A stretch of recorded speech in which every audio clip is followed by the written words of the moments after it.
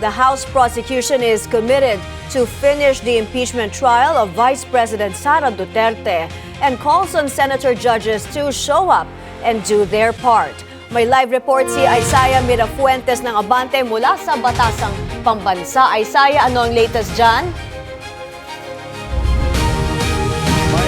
Sa Senado may mga walkout senaryo at mga missing in action. Nangako naman ang House prosecution team na hindi sila mag-walkout kapag gumugulong na ang impeachment trial.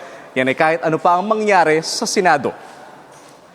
Labis sa pinaghahanda ng House Prosecution Panel ang papalapit na impeachment trial laban kay Vice President Sara Duterte. Ayon kay House Trial Spokesperson Representative Zia Alonto Adjong, malayo na ang paghahanda ng prosekusyon at walang magiging dahilan para sila rin ay mag-walk out sa Senado. Git pa ni Adjong, pagrespeto sa konstitusyon ang dahilan kaya gusto nilang impeachment trial. Kaya panawagan raw niya sa mga senador physically na humarap sa oras ng trial dahil sinyalis raw ito ng pagrespeto sa proseso. Kaugnay naman sa kaganapan sa Senado, ayon sa tagapagsalita ng prosekusyon, walang nasisiyahan sa mga nangyayari ngayon sa Senado at sana raw ay sundin nila ang utos ng Pangulo na bumalik na agad sa trabaho. May kaugnay naman doon sa inaasahan nga na magsisimula na rin ang Senate Blue Ribbon Committee ng kanilang investigasyon para sa flood control anomalies.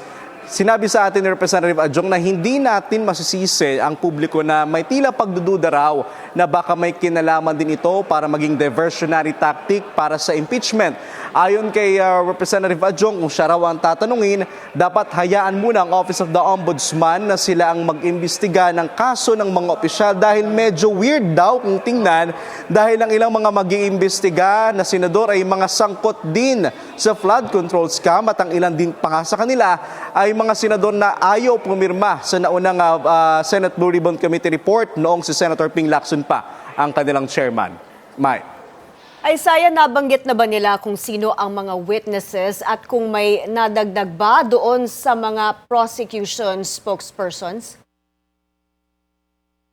May yan din ang pilit nating kinukuha na impormasyon kay Representative Adjong since siya nga ang isa sa mga House Trial spokesperson. Ang sinasabi niya sa atin ngayon, ayaw niya muna maglabas ng kahit anong impormasyon, partikular na nga doon sa mga strategies na gagawin ng kanilang team, ng House Prosecution Team. Pero isa lang ang malinaw sa ngayon, merong 25 witnesses na ilalabas ang House Prosecution Panel at ang inaabangan natin dito yung mga tinatawag nilang hostile witnesses o ito yung may mga malalapit na relasyon kay Vice President Sara Duterte at ang sigurado mula sila sa Office of the Vice President at Department of Education. Mike. Maraming salamat, Isaiah Mirafuentes, live mula sa Batasang Pambansa.